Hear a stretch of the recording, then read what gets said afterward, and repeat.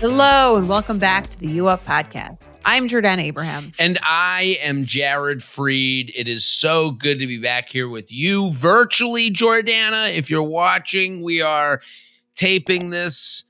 I am in Delray Beach. Jordana is in Long Island. How are you? What's going on? What's the haps?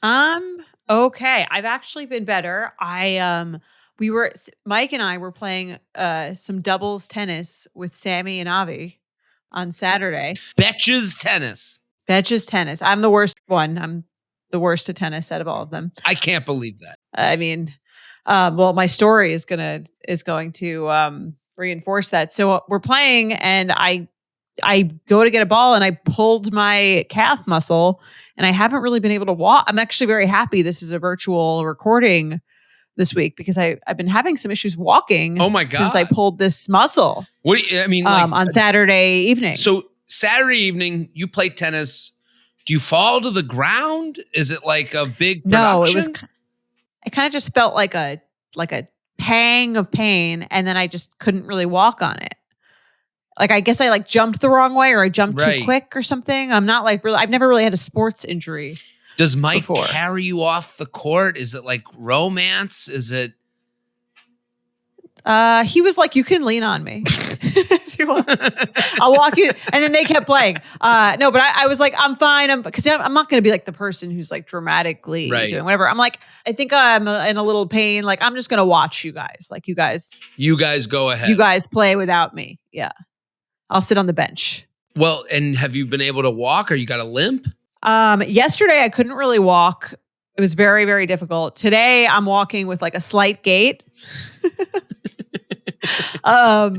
So yeah, it's been a better few days. Yeah, I'm a little, it just feels weird to not like to I guess you think about like something so simple as just like walking freely you take for granted. Right. And then you don't have it and you're like, oh my God, I should have just been so grateful every time I was just walking normally every day of my life. Listen, it's crazy.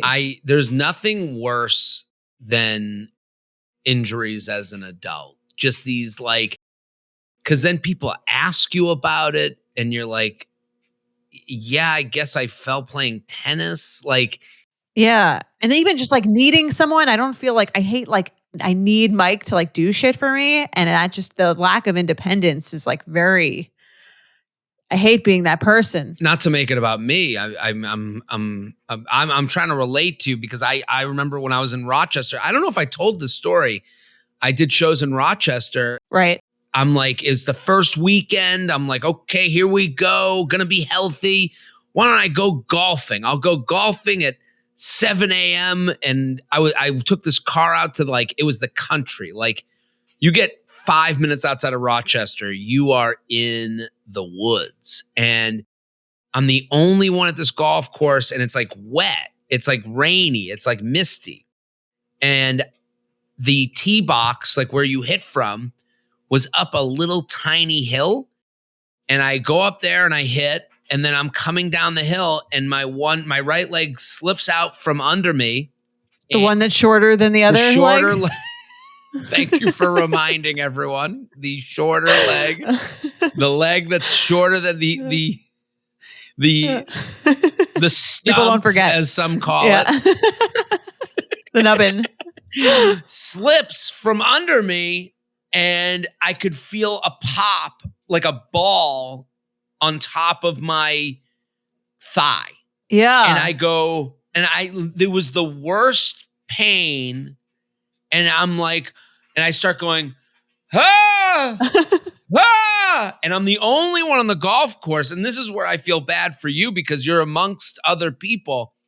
I was kind of happy that I could have this happen in the middle of the woods without anyone hearing or seeing me because it hurt so much that I kept making stumble back in your own time. Stumble back. I started going,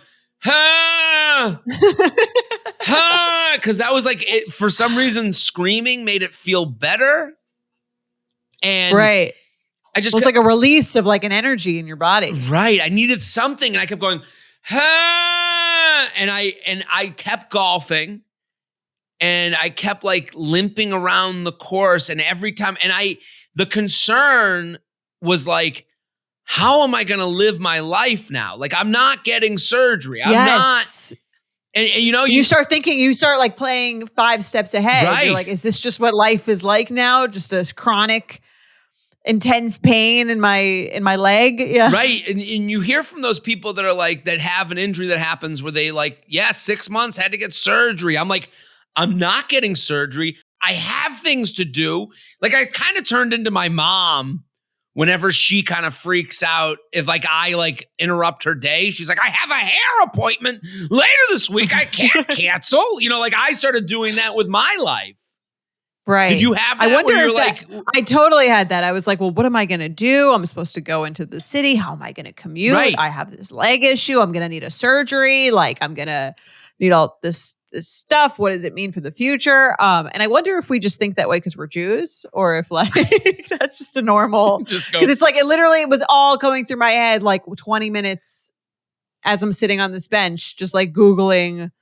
Right. You kind of like, you go into this rabbit hole of thought. And I think to relate it to anyone single, you have that. If you're single, you go, how am I going to date with crutches? Yeah. With and I got to change how I'm going to meet people. Or even if you're broken up with, I think people can get that. Like, you're on a 3-month thing. You think it's going to be, you think maybe this is going to be like a real relationship. The person kind of ends it seemingly out of nowhere. You're like, I think you have that mental spiral. I had plans. For that. I had plans. Yeah. And who am I going to bring to the wedding now? Right. We're going to go to, the Hamptons this summer, whatever it is. Right. I've made all these arrangements for my life and now they're gone. Over. I should have never played. I should have never had that relationship. I should have never played tennis. Like you start doing the thing where it's like, that's stupid. Like it's just not helpful to be like, you played tennis. Here we are. We got a calf problem. Yes. Will you go to the doctor? What will you do? I think it's gotten better day over day. Like, it's much better than it was yesterday. So I think I'm going to give it like another couple days and see if it just goes away on its own. Okay. Well, we all are praying, and we're all going to keep you in our thoughts and prayers tonight. If anyone could share on their stories, hashtag, get well soon, Jordana. Yes. Use the hashtag. I'll take all the positive thoughts. Yes. Well, how are you? I'm okay. More I'm here in mobile than Delray me. Beach. Skipping around like you own the place. That's right. Full use of calves here on the beach.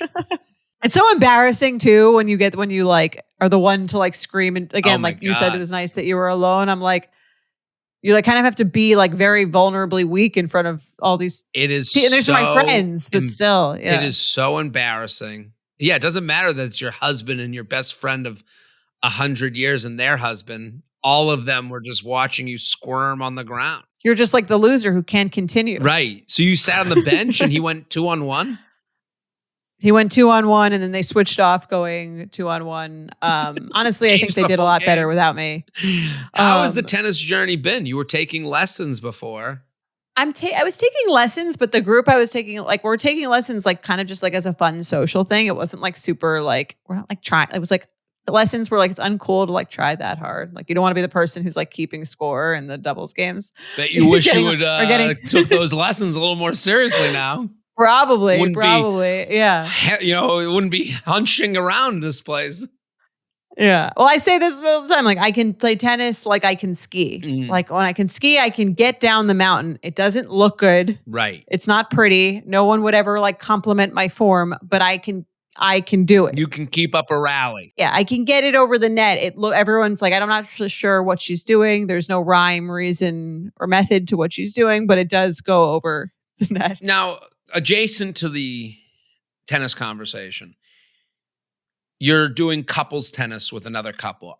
Were there things you're happy worked out in dating when it came to like the ability to hang out with another couple? Like, is that something people can look out for? Like, I'm sitting here being like, yeah, I guess I would have to go. If I had a girlfriend, we would go hang out.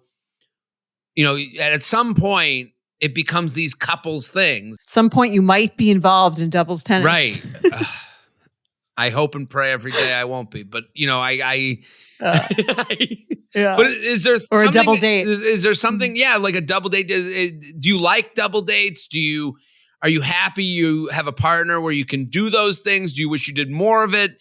Do you see couples out there that you're like, they can't even do a double date? Like, are there people that you're like, how do they function without the ability to like socialize? I don't know. There's definitely couples that are more fun to double date with or double do other things with. And I'm sure like, it's kind of like, it's funny. It's like, it's almost harder to find a 4-person double date that like really, I think they're like a little glorified, but I think in reality, it's like, you think about a good regular date, 2 people have to be a great date. 2 people have to be like kind of in sync on the same wavelength. You put in a double date, it's like 4 people. Now you're Right. dealing with like getting 4 people aligned. So, I mean, we have like some friends that we really love double dates with, but like, I don't think it's like, so it's like every person you go out with is so much fun to be 2 on 2. Right. My brother, he's on a cruise with his wife right now. And my brother texted my family group chat. He's like, Ruthie talks to everyone she can. And I'm like thinking about like, they're going to have like cruise friends, maybe, I don't know, or like vacation friends. Yeah. You got to be up for that. Like there are You got to find someone who's into that. right. Yeah. Or one's into it, one's not. I was like, I don't know. Talking to anyone is like, I've had a few people like, how's it been making friends in Delray Beach? I'm like, friends. Right. Did you have friends in New York? No. You're my friend. I have a scheduled meeting with you once a week. We get paid to be friends. Right. Yeah, I mean, I've had some comic friends say to me, the only way we talk is if it's over a podcast. I'm like, and I feel bad about it. Yeah, but like I think it's less. I wouldn't feel bad about it. I feel like it's less personal. It's not like you're constantly jonesing for plans. No, I'm not. I listen, when I'm in Delray, I go to the water, I stare at the water, I cry a little bit, and then I go to bed. That's my day. Wow, you're already living like a divorced dad. The old man by the sea. That's me. Yeah, that's me. Divorced dad, Jared. I was in Hartford last weekend and did shows. And look at one of the listeners gave me a gift. If you're watching on YouTube, oh my God, I have a new koozie. This one is somehow even more offensive than the others. Oh wow, they move. I am really acquiring a weird titty. Is this what Hartford, Connecticut? No, it's from Old Orchard Beach, Maine. This is Maine? I feel like Maine, I think of as classier than that. No. You Old Orchard Beach, you can get all the I'm with stupid t-shirts you could dream of. And now I can put that with my other koozie I have of the cowboy with an erection. Oh my God. So if you're watching on YouTube, you can see my koozie collection is growing. I just like that the audience... Everything you've acquired could be a red flag deal breaker for this podcast. Well, I like that the audience is involved. This is a woman and her boyfriend. She's like, here you go. I got you something. And it's like a titty koozie. I like that our inside joke is for us, Yes. I like it. Right. What's with all the titties, man? Well, it's actually really sweet. And on the subject, it's kind of my thing. In the bathrooms, on the mirrors, what's with the titty? In addition, about shows, if you're listening right now, I'm doing a tour. The Table for One tour is happening all over this great country of ours. I will be spreading good merriment. It goes into like February. So like, I want you to get, but it's very important. Get your tickets now, assemble the group chat. I know how scheduling and sitters and all that stuff. And, if you're, and the people that you've brought to my shows in the past, have them bring people. They've seen it. They know it's good. And I'm doing some big venues. So I want people to come and have fun. And, I know that sometimes you go last second, and we have a last second. Do you have a New York show? New York show's happening, Long Island show. I'm performing right down the street from, the Jordana Mansion. I'm going to be I'll be nearby. Where? Huntington. Oh, amazing. When? We had to change the date. It's happening. Huntington's happening. We're changing. Okay. You'll stay with us. I mean, you could bring a date. Whatever you want. Hey, Jordana, and this is Lisa. Not a rando that I you was met. going to Not bring a a little rando you met rando. that night.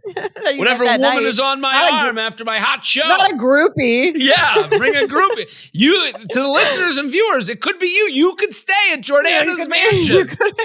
Yes, that's reason enough to buy a ticket to the Huntington show. Right. Listen, you want to see this huge property. Come to the show, laugh, be fun. Maybe we meet up afterwards. Maybe you end up sleeping in a guest room of the woman who started Betches. Like, that would be quite a memory for someone. Great story. Right. Good Me story, sexually disappointing them, and then they get to see what the have breakfast bagels nook the next is morning. like. Well, yeah, have bagels with Jordana. It's in the fall? I think it's going to be the fall, yeah. I mean, amazing. Right now, you're staying here. It was supposed to be in 3 weeks, and they were like, I think that's a little quick for Long Island. We Long Islanders need a while to settle in. There's a lot, yeah, especially considering that demographic out there that comes to my show. A lot of Jews who are like, you're doing it in 3 weeks? What? Oh, we got sinners to get. I have a pool that I need to get the linoleum on, you know. Exactly. I mean, okay, I'll be there. I'm going to need 45 tickets. I got you. And I'll get all ready to your go. tickets. Guys, also, if you are not subscribed to our YouTube page yet, you've got to subscribe because we are putting all sorts of exclusive extra bonus content on there. We have a new YouTube exclusive. It's only available on YouTube, I think, unless you're a subscriber, in which case you can listen to audio. It just came out Monday, July 7th. So if you're not subscribed to the YouTube, head over betches.co/YouTube. You can find all of our extra bonus videos, more content. It's free. It's all fun. You Up podcast content that didn't make the show. It's us giving people dating app makeovers. It's us telling you good first lines to say on a dating app. These are all these little arrows you can put in your dating sheath to help you in the future. It's fun. Go watch, subscribe, comment, like, share. What are we talking about today, Jordana? I'll read our first email. Please do. Dear Jordana and Jared, You Up benefits subscriber of 3 years here. Love the pod and tell all my friends it's truly the best dating podcast out there. Thank you. I agree. Thank you very much. I'm 30, work in tech, and according to friends and family, I'm attractive, smart, and funny as hell. Funny as hell. As hell. Funny. Look at that. Okay. Yes. I would never even if someone said that about me, I hear people think I'm kind of funny. Yeah. Sometimes people, if someone were to describe me, I would never say funny as hell. Funny as hell. Little much after they told us what a great podcast we had, we just slammed them. Take it back a notch. No, you guys, this person's great. You are funny as hell. No, thank you. Yes. No, but there's certain things sometimes people have to say it about you. It's tough to say it about yourself. Right. I admire the confidence. They do say according to friends and family, but even that description, I'd need to hear it. The family has to say it. Yeah.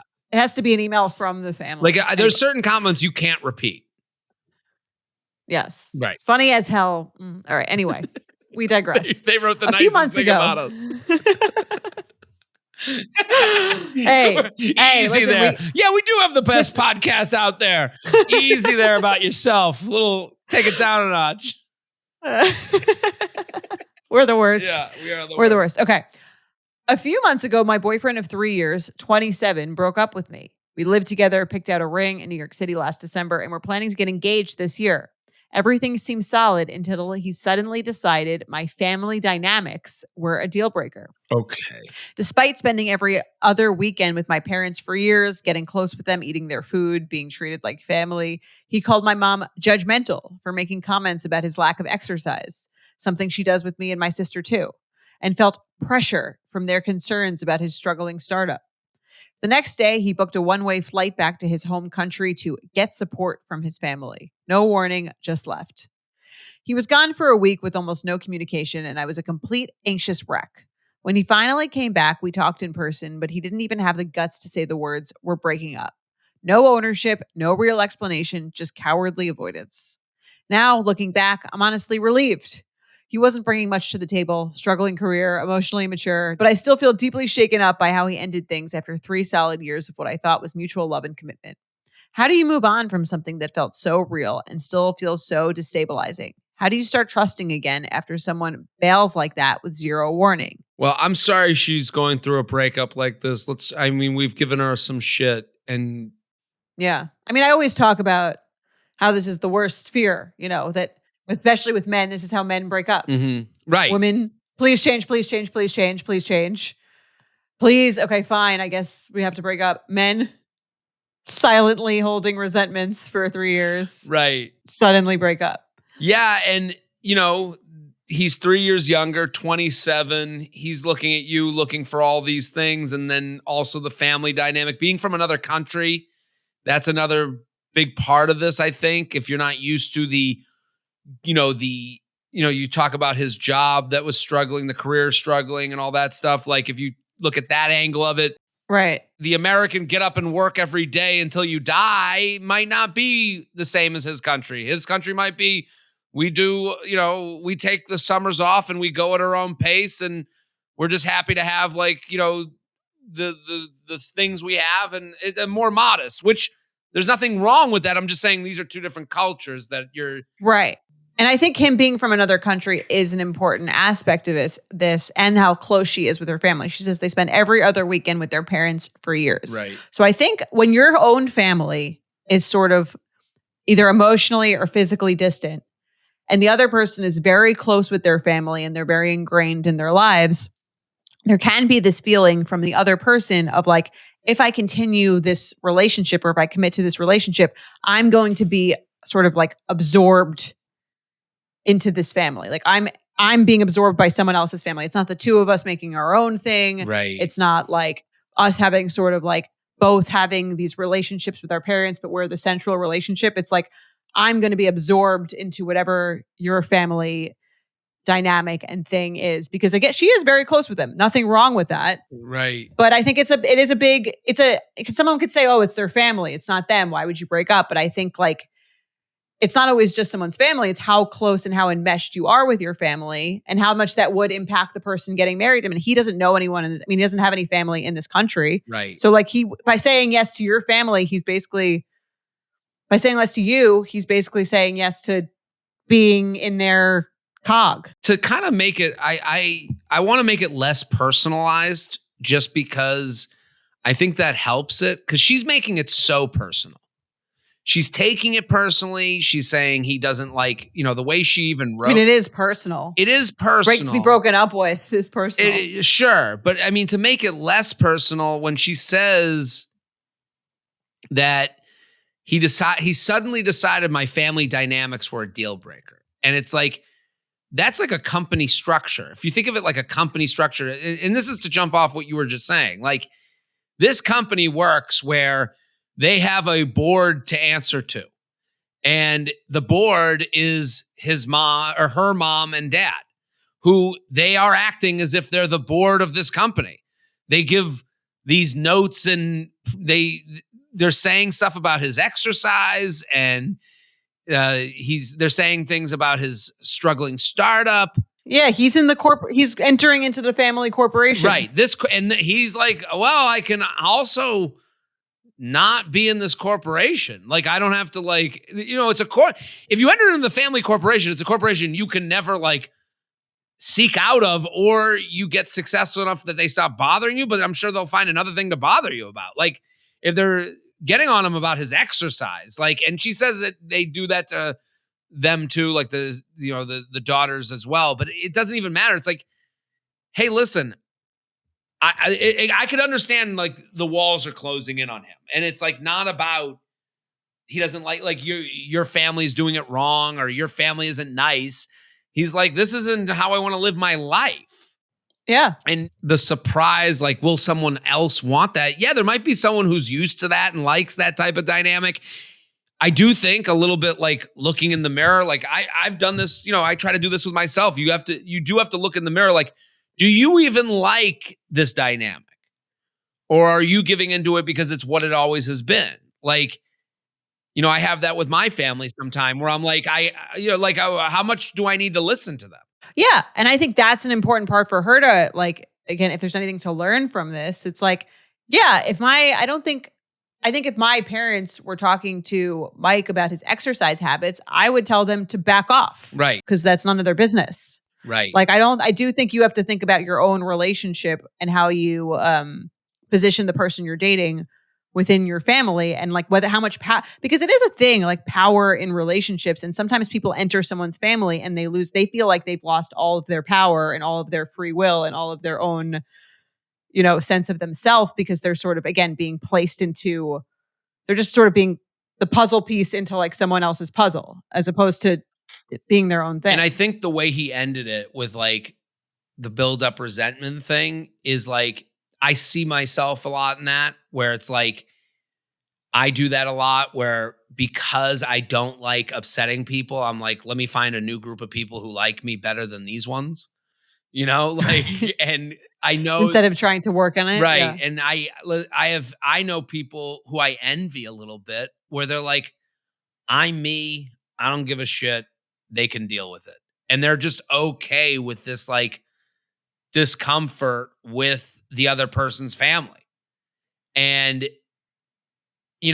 I think this person writing in, like, would they be okay with discomfort with their family if they dated someone who was just like, yeah, good for them. They don't like how I exercise. They can go fuck themselves. This is how I exercise. Like, would they rather that Right. attitude? And it might change how you look at someone who is that way, like who isn't just going along to go along. Yeah, and she hasn't had to deal with his family at all because they don't live here. Right. Right. So So there she was no has never really been in dividing that of it, position. Yeah. you know? Right. Yeah, there's not even like a mutual sacrifice of like, okay, I go to your annoying family dinner if you go to my annoying family dinner. Right. I mean, the more we talk about it, the more I'm like, yeah, he probably had a good point ending this. Like he didn't even No. he had he had to No, keep I'm going to just their saying if there's he anything. never had any relief. He's at their family house every Right. other weekend. And also this is the big part of this is like a lot of the things she's getting upset with him about are a result of their specific situation. Like he's at your house every other weekend because he's from another country and there's nowhere else for him to go. Like I listen, I'm sure he got along with them, but like this betrayal of them, if you're using the family now to like say, how could you just leave this family high and dry?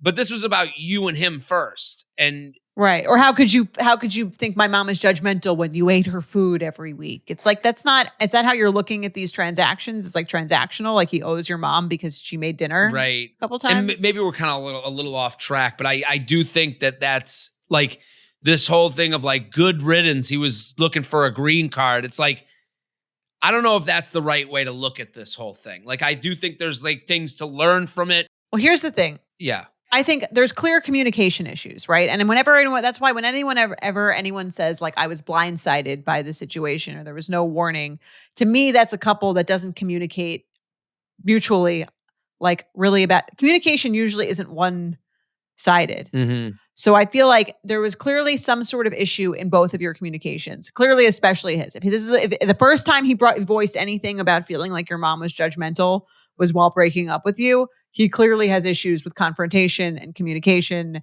and working through problems. And in addition to that, if you ask someone for an answer, they're going to give you an answer.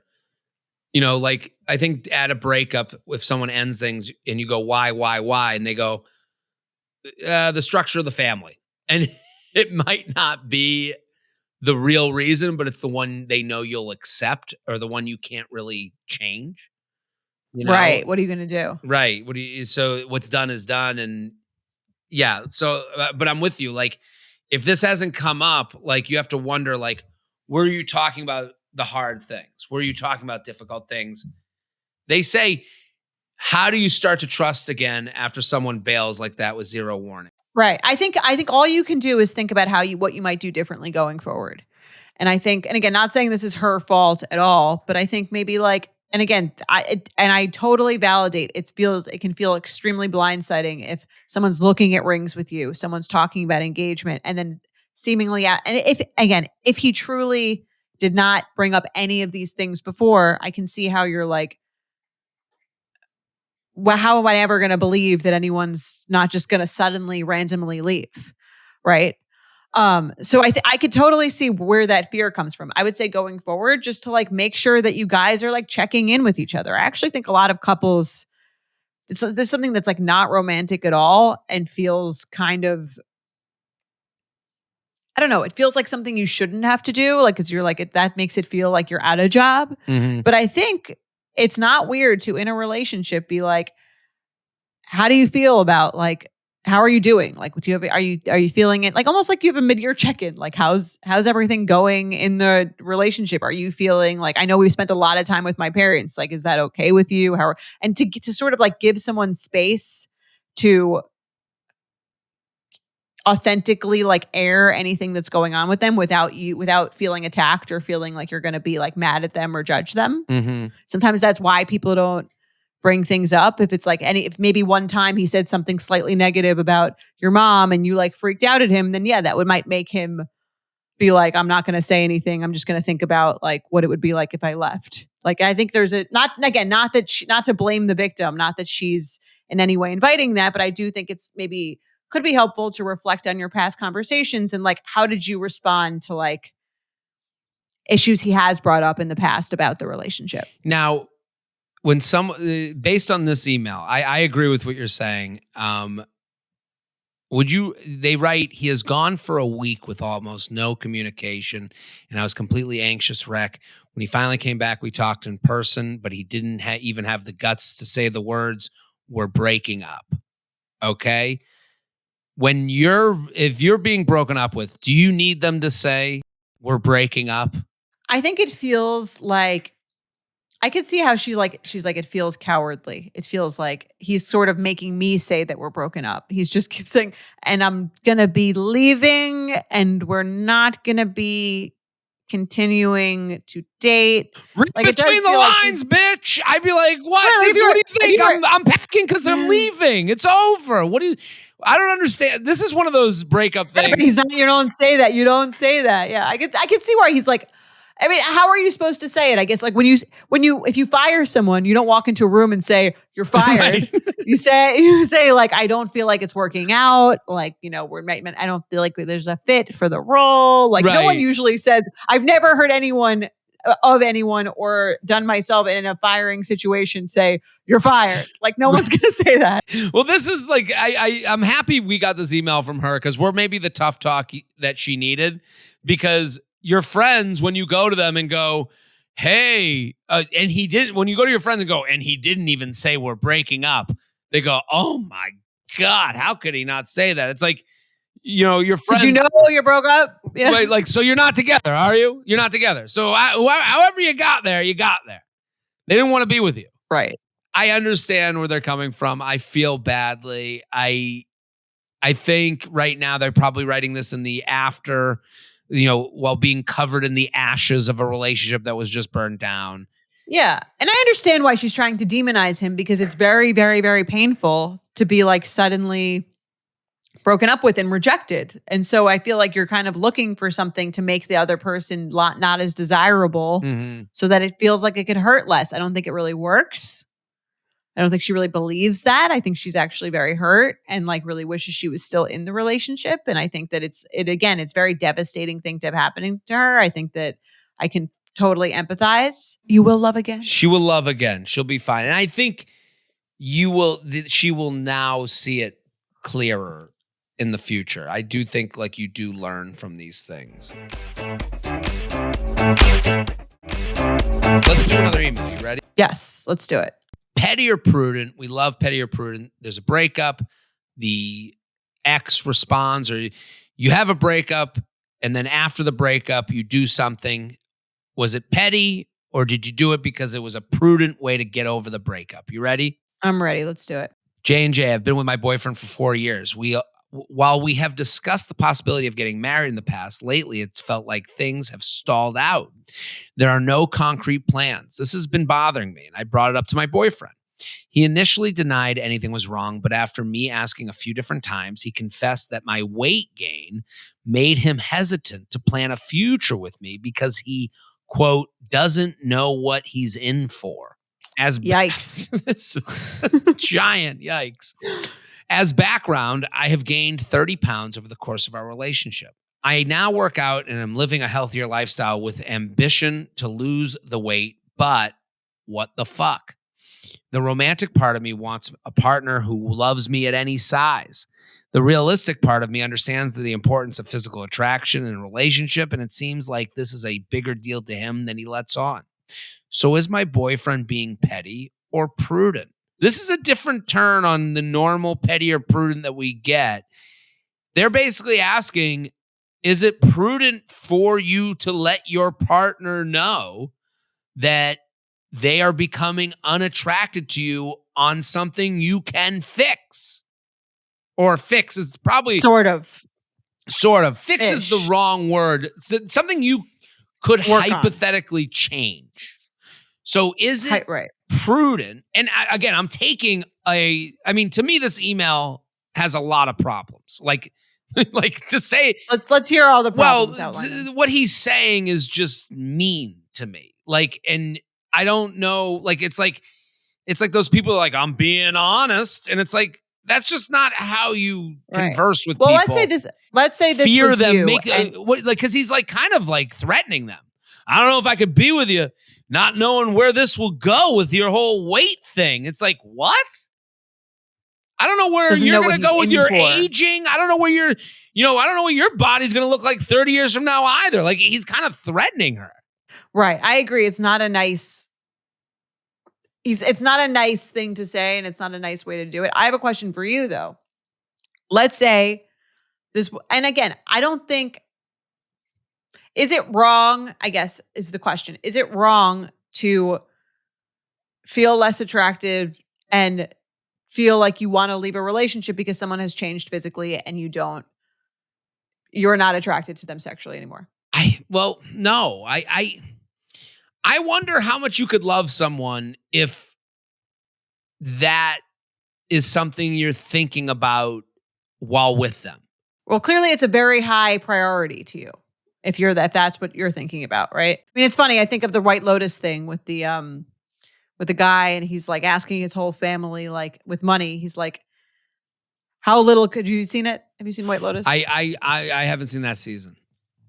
Well, Jason Isaacs basically is he's getting arrested. He's about to get, as soon as they get back from Thailand, he hasn't told his family, he's about to get arrested for fraud or something like that. He's about to go bankrupt, and he's a very wealthy guy, and he's on a vacation to the Four Seasons, White Lotus, whatever, with his 3 kids and wife in Thailand. And he basically asks each member of his family, could you how little could you live on? Okay. And then he's going to poison the members that are I need to be rich. Even the wife is I just don't think I could do it. I don't think I could go back. Right. And he's basically cutting them out to see, so that he wouldn't have to pay for them anymore. Right. Is that? And the son's yeah, it doesn't matter to me. And he's the one he's going to save, basically. The money thing makes it easier because you go, not easier, but again, it's all of a person that makes you attracted to them. And everyone is a pie chart. Part of that pie chart is their looks. Part of that pie chart is their personality. In a real relationship, not in a superficial bullshit. In a real relationship, there's a pie chart. That's what I'm saying. That's my point. For some people, everyone gets to slice up the pie however they want. And for some people, the pie chart, has a bigger slice for looks. For some people, it's the person's ambition. For other people, it's the way they make a lot of money that makes them attracted to them, and that's their personality. I think we all would hope that our pie chart, we don't get to slice up the pie chart for our partner. Right. And she's finding out that her partner slices up the pie chart in a very specific, hurtful way, kind of. Right. In a way that's not that the other areas of the pie chart are not big enough. Right. And they've been together 4 years. So when you say I don't know, to me, it's an interesting, listen, it's very easy to just say this is not prudent. Right. Or this is petty. I do think it's a petty way of trying to Because when he's like, I got to make sure my pie chart is correct, is right. So I got to get her back on track. So I'm attracted to her again. It's like, it's weird that this is like, I don't know, the angle. Do you understand what I'm trying to say? Like, I do. I think, like, again, I think it's a weird thing to say to someone. I do think that, like, it's an icky thing to say out loud. It's an icky thing to, like, feel in your head. But s- fine. Are you less attracted to someone if they change something physical about themselves? Is that a crime? I don't think it is, right? Does that mean you should leave the relationship? I think that would be a very petty move, considering that all people change physically, that all people change emotionally, that sort of being in a real right. part of being in a relationship is sort of being with someone through the ups and downs of their career, of their attractiveness, of their, like, you could have a baby one day and gain a lot of weight. You could, like, you know what I mean? The idea that someone would hinge their whole future planning with you on one part of this life, if your core values haven't changed, I think that's something different. Is it that you used to be a lot more active and you guys used to do a lot more trips together and active stuff? Is that playing into it? I mean, that's an interesting question. I think this is I think there's more to this than that. And I think this is something that should be I don't think the thought itself of, like, I'm less attracted, this person has changed physically and I am less physically attracted to them, is an icky thing to say out loud, but is something that some people feel. And I don't think is, like, wrong in itself. Don't you think caring for the language you use with your partner is the important part? Of course. Yes. Like the way he said this to me is him trying to get dumped. Like it's him trying to play the villain so that there's good reason this all ends. Like when you say we've stalled out after 4 years, we have no plans, the getting married stuff hasn't been talked about lately, and he says nothing's wrong at first, and then I ask a few more times and he's like, "Well, let me say the thing that is the most awful thing to say to someone is that your looks have slipped." Right. He's And not done this with care. no care, almost to the point where I think he's trying not to be careful. Like no one would say it this way unknowingly, and if they Don't know did, what I'm in for. right? Right. And Yeah.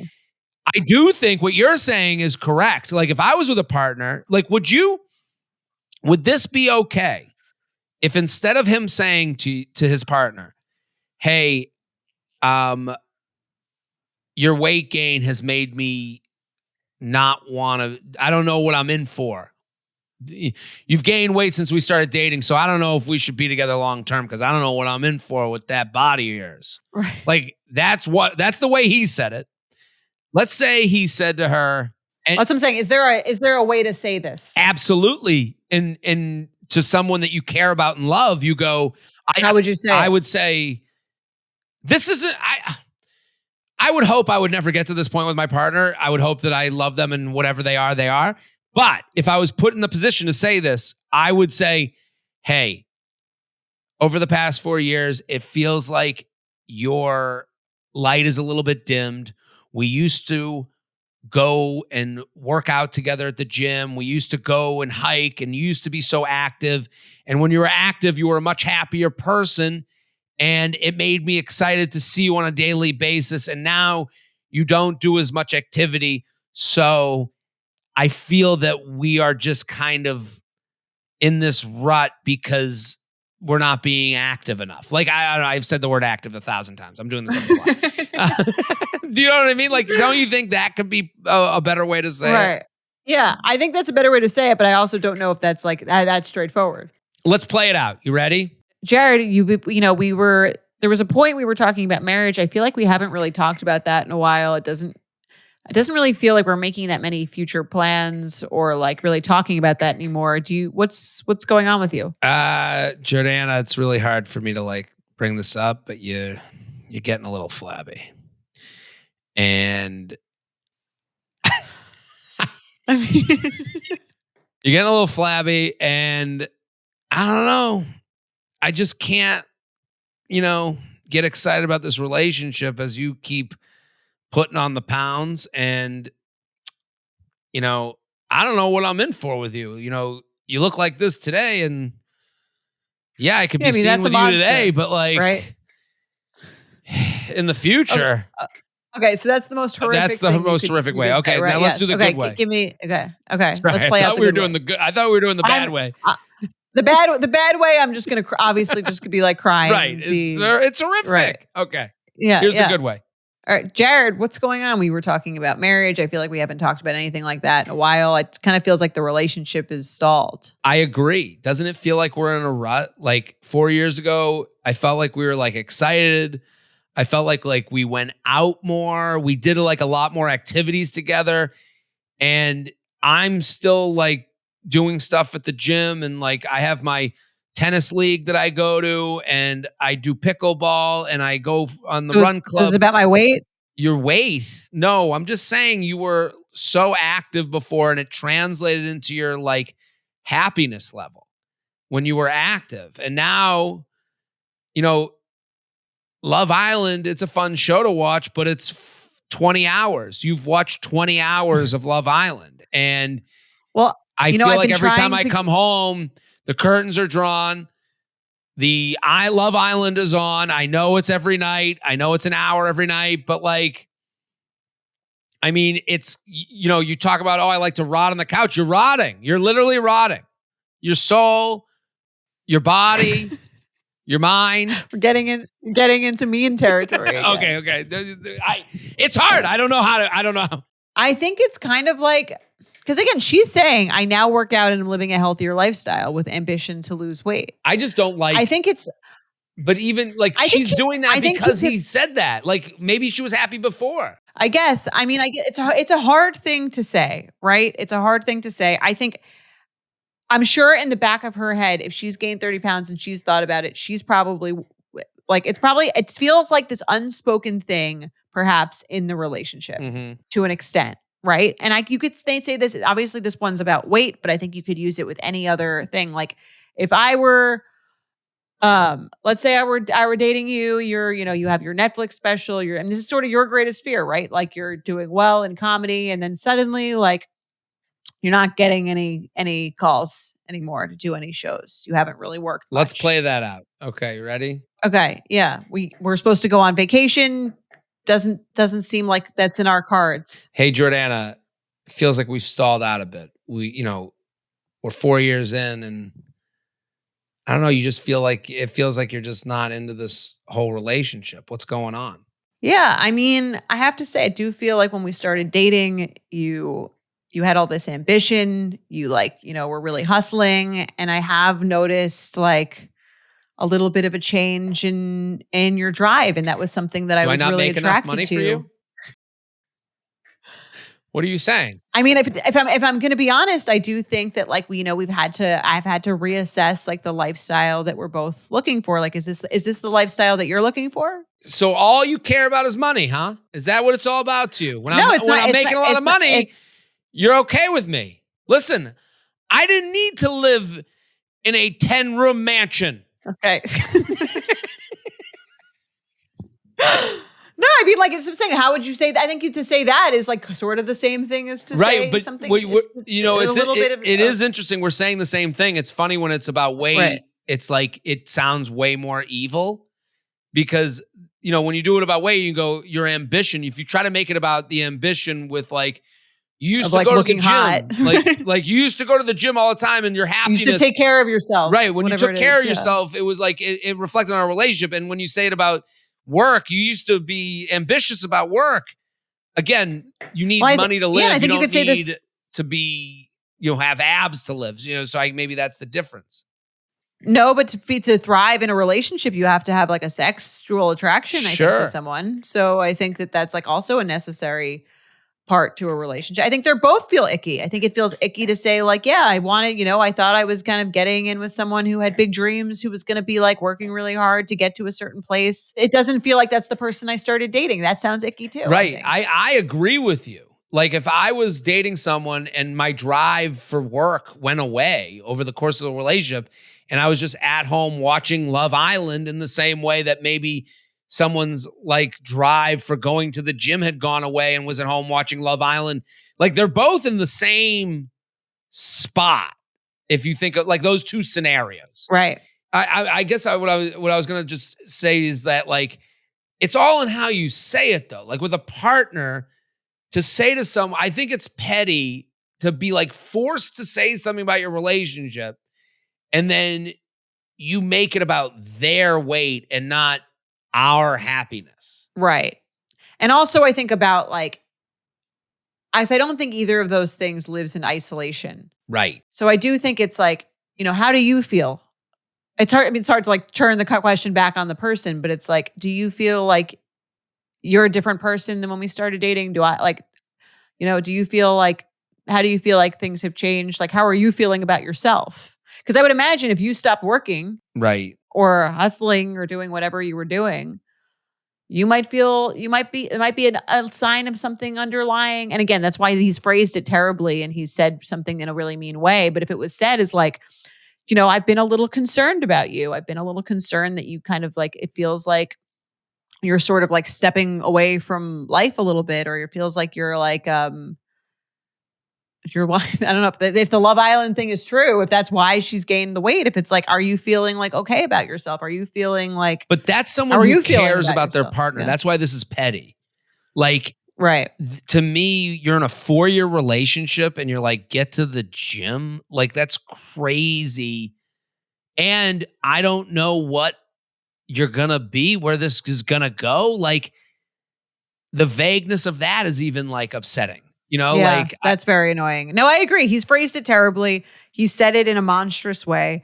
And I think there are ways to like show your concern about this thing, maybe more directly than you said, but in a kinder, more caring way about the person that you love. And also I think and I think you'd have to preface that with like, I understand that relationships are full of like we're not the same exact people that we were when we met. We're always going to be changing. And like the idea is that we grow together and like there's going to be moments where we feel better about ourselves and worse about ourselves, or that we're doing well career-wise, and moments that we're doing worse career-wise. And I do think part of the joy or like the best thing about a relationship is that you're with someone through all of the peaks and the troughs. right.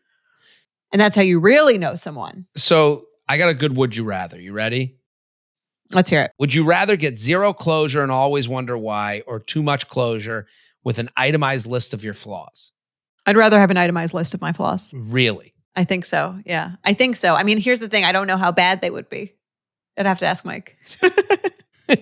To me, I want no closure. I don't want to know. To me, the flaws that they would deliver to me, I'll never be able to fix. Like if they just said one of my flaws was that I wasn't passionate enough, it would be so vague that I'd turn into Sisyphus and I'd be trying to push, the rock up the mountain. Or no, Sisyphus flew too close to the sun. I didn't know you were like into the mythology. Who pushes the rock up the mountain? Icarus flew too close to the sun. Yeah, I mean Sisyphus is the one with the rock. Yeah, this is... Yeah, Sisyphus, to me, when they give you the list of the things, in the same way as like, you ever see those people that like get broken up with because they claim that their partner said that they've lost a step and they're not as hot anymore? They go to the gym in a way that like they can never get the body that they... Right, it becomes a complex. It becomes a complex. I think if I was given a list of my flaws, yes, it'd be like the most horrific list of the most horrific to-do list ever, because I could never check them off the list. I would never know.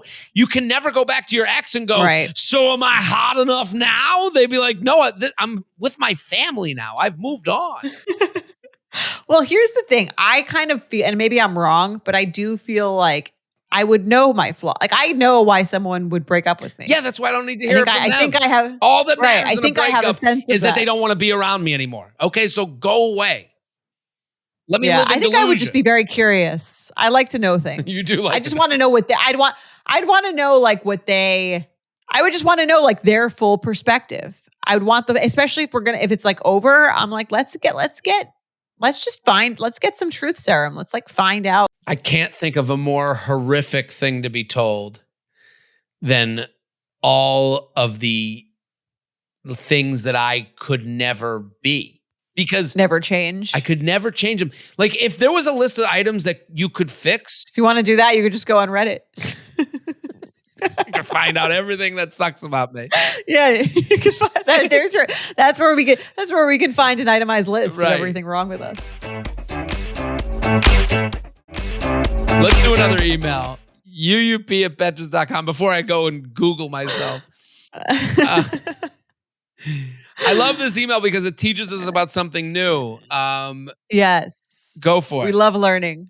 We love learning. All right. My fave podcasters, I want your advice. There's a new Hinge feature, quotations around new, because I've been off Hinge for a minute. I don't know if it's really that new, that allows you to enter a message that matches will see before they start a convo. I like this feature because I do think there are messages you can't really convey on your profile without coming off like too much. The one thing I would want to use it for is to weed out the guys only looking for hookups. I'm 34 female and I've been single, not looking, for about a year. I haven't even wanted to get back on the apps because I get so grossed out and kind of jaded each time just because of the amount of guys that are only looking to hook up. It seems like I only ever see those red flags once they get my number and start sending shirtless pics and making weird comments.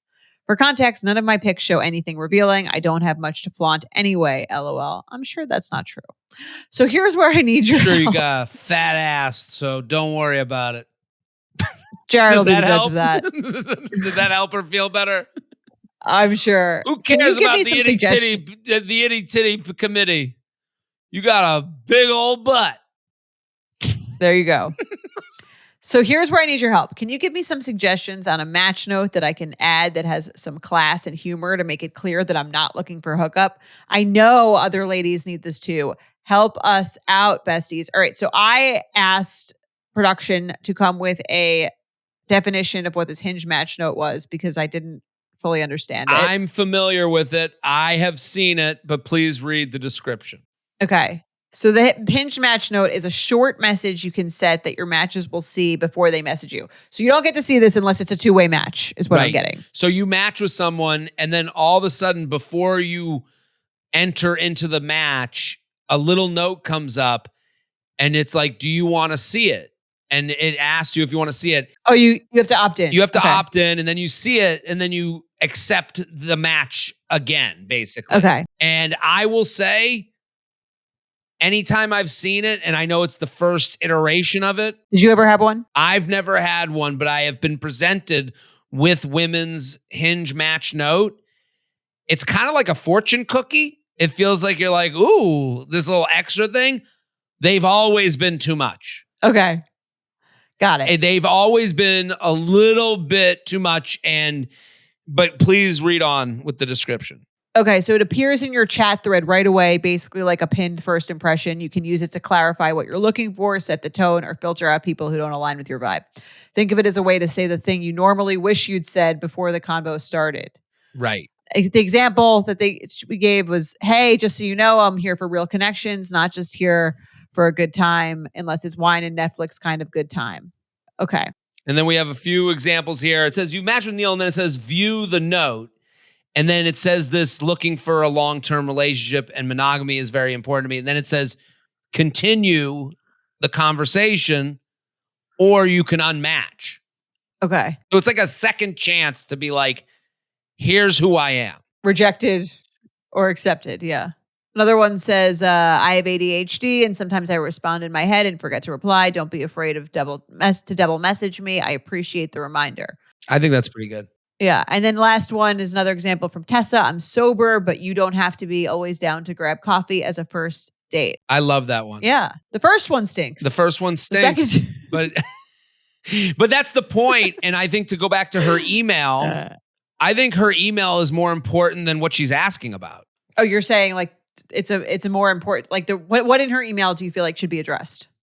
The way she's talking about her fear of men who just want to hook up. And so here's what I need your help. Can you give me some suggestions on a match note that I can add that has some class and humor to make it clear I'm not looking for a hookup? I know other ladies need this too. Help us out, besties. I think this person needs to trust themselves more. I think their whole thing of like, the one thing I want to use would be to weed out guys only looking for hookups. I've become I haven't even wanted to get on the apps because I'm so grossed out and kind of jaded each time just because of the amount of guys that are only looking to hook up. So this person basically is getting on a dating app, assuming everyone's guilty till proven innocent. And I think that's a bad attitude to go on a dating app with. Right. I think that's her first issue. It's her biggest issue. Right.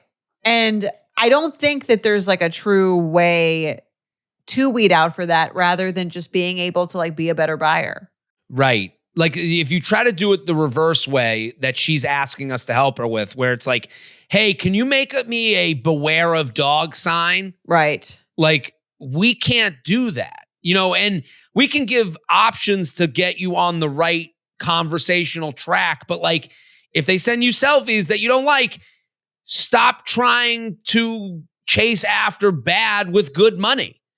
Stop throwing good money at bad situations. And by good money, I mean like, stop talking to the person that lets you down on a dating app because there's plenty of fish on that app. Like if you're going to go on the app, but if everybody you meet is some guy who's just here to hook up until they prove it to you, you're screwed. You're not going to be fun. Your vibe is going to be off.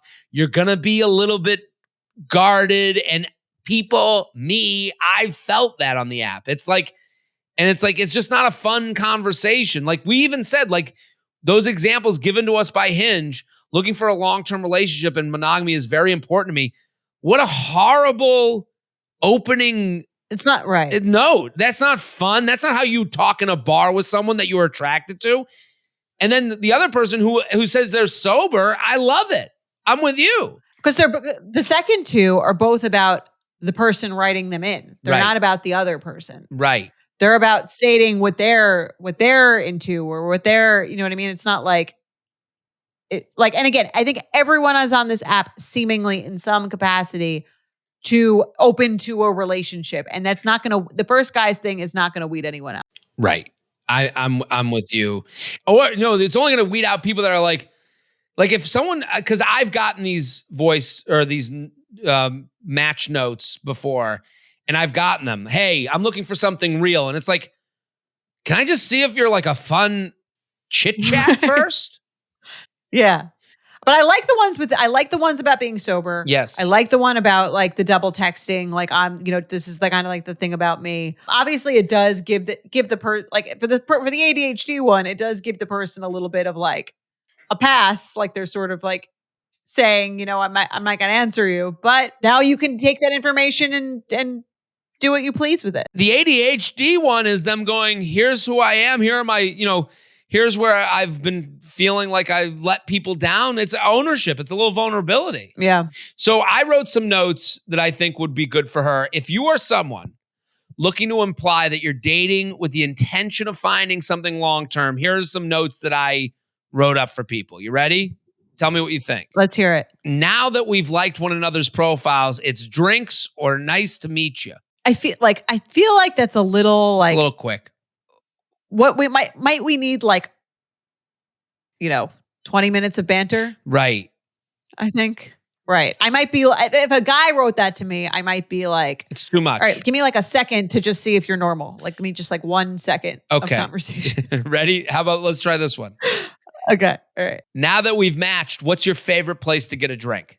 I like this because you're steering it in the direction the person can answer, and then you could suggest that you go there. And then you see where that'll tell you quickly if the person's actually looking to go out. I love that one. Right. And now you're on the subject of drinks. Here's a place I've been. Now they become a real person. I really want to go to this one cocktail bar. I looked it up last week. There's places for the conversation to go that aren't, well, let's go right away. You can talk out the places you've gone, the places you've liked, the places you haven't liked. Okay. Yes. If you match with me planning to send a selfie before we're selfie official, please just don't. It's a little negative. It's a little negative. It's a little negative. I was thinking of how to be fun with I've been getting all these selfies and selfie official. My favorite kind of selfie is the one we take on our first date. Okay. I like that better. Okay, ready? I don't know, just something that feels a little bit like don't fuck with me. How about this one? I have one rule: 3 dates before I accept a selfie. That's more fun That's more too. fun. I think it feels like you're joking. Yeah. And it sets a goal, like 3 dates. Right. This is what I'm looking for. Right. I'm mentioning the 3 dates that I'd like. I'm not like demanding that you take me on them, but I'm letting you know this is where my head's at. Right. Okay, how about this one? You want to play? You gotta pay for the date. I think that would be turned off. You'd be turned off by I'd be that if turned you off. got that. Yeah. That's what she sounds like. Like, I mean, honestly, when she's talking Yeah. about all this stuff, but I think, like, imagine you're matching with someone. You're like, oh, they're cute. This is the thing that she has to acknowledge, and we all have to acknowledge. When you match with someone, it's, oh, they're cute. It's not, Right. oh my God, let me just start hooking up with her right away. It's way less animalistic than she's making it out to be. I agree. Her feelings seems like they've been hurt and she's trying to avoid her feelings. But it's, oh, they're cute. So what would you say to someone who's like, oh, you're cute? Right. And here's the thing I think we need to be less afraid of is like, it's okay. I think you can figure this out in like the first few messages. And like, it's okay if you waste 20 minutes speaking to someone who you find out is a shirtless selfie guy. You could just stop speaking to them at that point. Is right. You can't, like, we can't be so afraid of any negative interaction that we don't like. Is it worth a 20-minute waste of time to maybe find the person of your dreams? I think so. Let's play some games. UUP Let's do at Betches.com, red flag deal breaker. This is the game that's sweeping the nation. All you have to do is tell us something. You're dating someone. One thing happens. Is it a red flag? You notice it and you keep going, or is it a deal breaker? You move on. You ready? I'm ready. She has 2 cats that have their own individual Instagrams that are linked in her Instagram bio. Guy who has to know, red flag or deal breaker. 2 cat Instagrams, link in bio to each of the cats.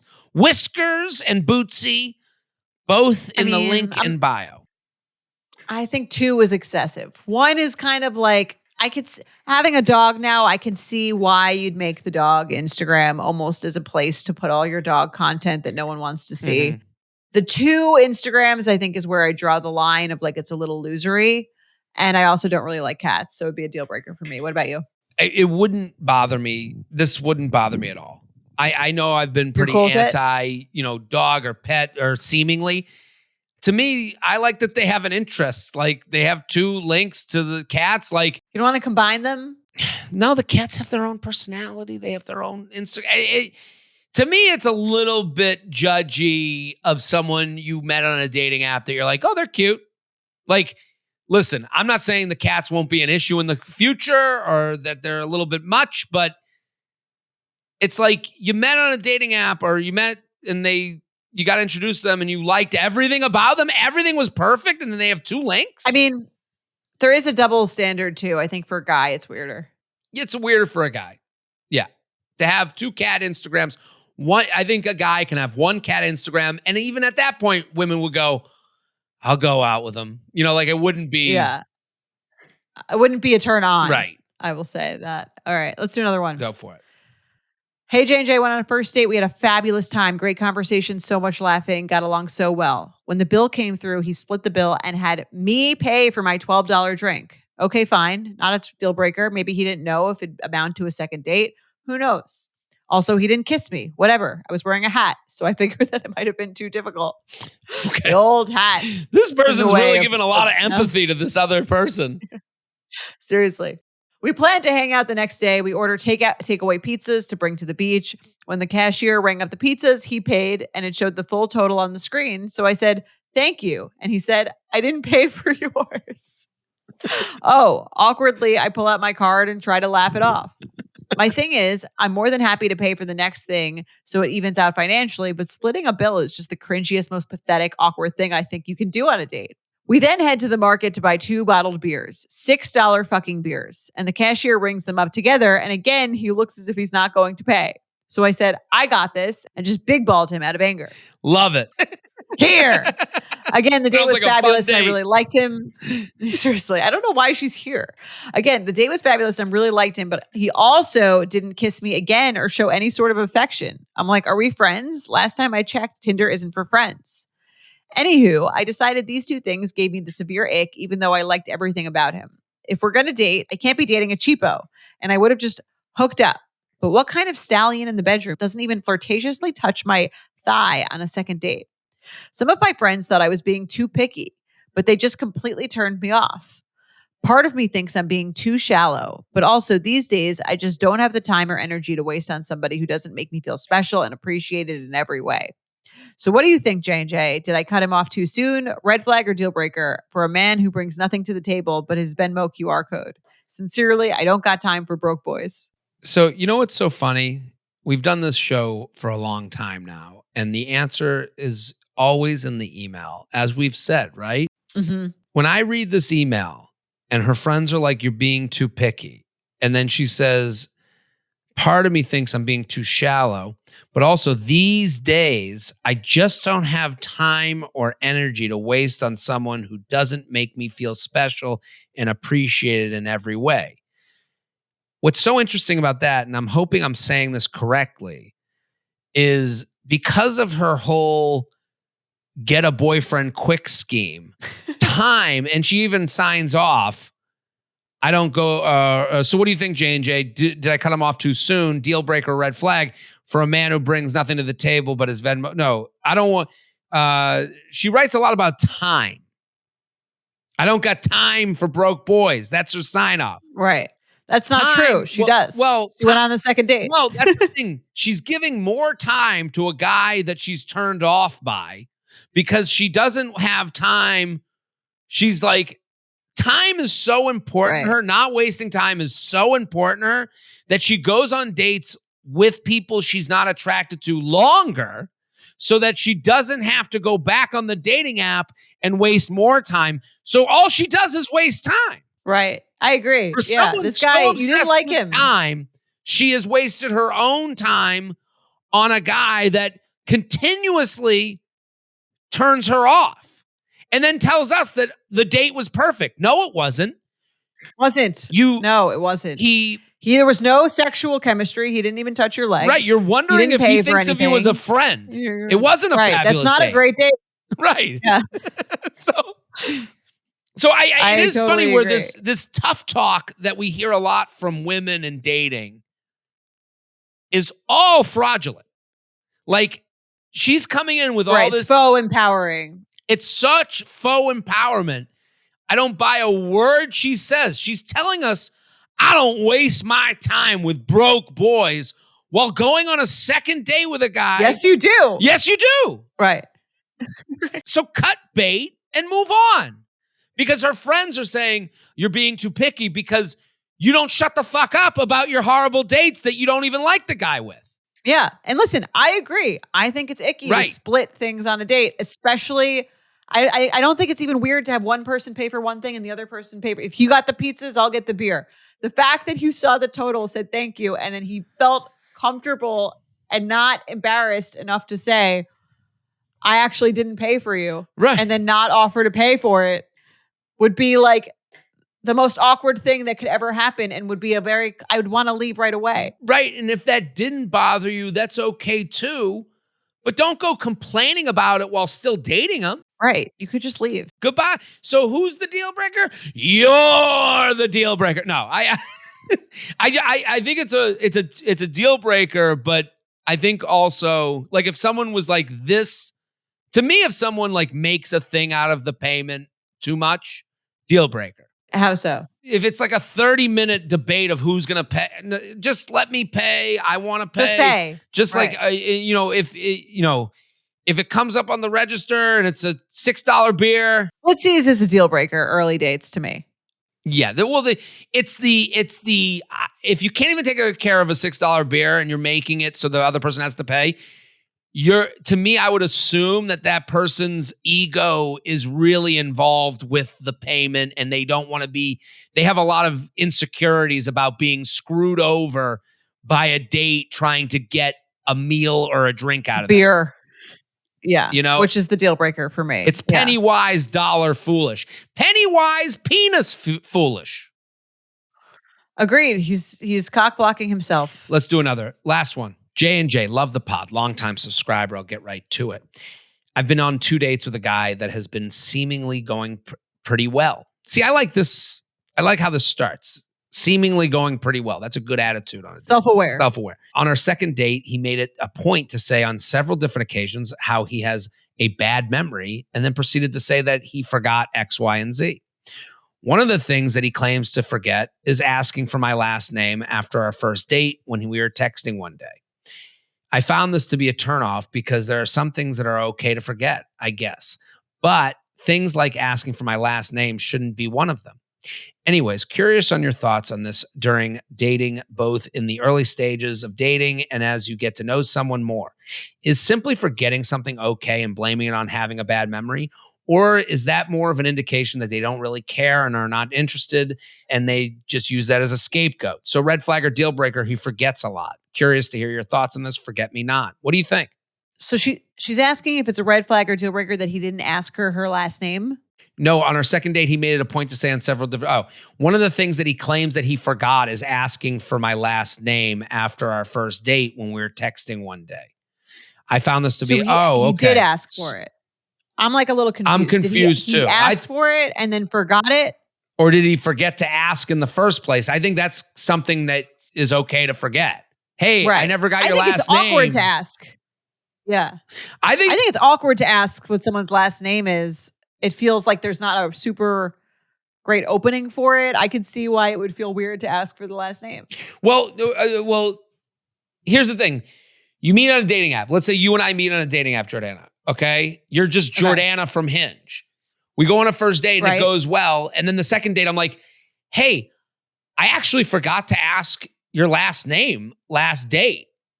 I think that's normal. That's not weird at all. Not weird at all. That's not. Now, let's say we went on the first date. I did ask your last name. Oh, okay. I give it to you. You give it to me. Now we go on the second date. Jordana, I forget things all the time. What was your last name again? Again, I don't think it's that weird. I don't think it's that weird. I'm like, I guess it means he hasn't been stalking me. Probably. Well, let's say, Jordana, let's say we go on a date. We go for drinks and they ask and we get a snack. Okay. The waiter asks if you're any allergies and you're like, I have a nut allergy. Okay. Second date, we go for dinner. Hey, any allergies? And I go, no, we're good. And you're like, no, I have a nut allergy. I told you last time. And I was like, oh shit, I do remember that, but I completely forgot. Would that be okay? I think that's okay too. I think so too.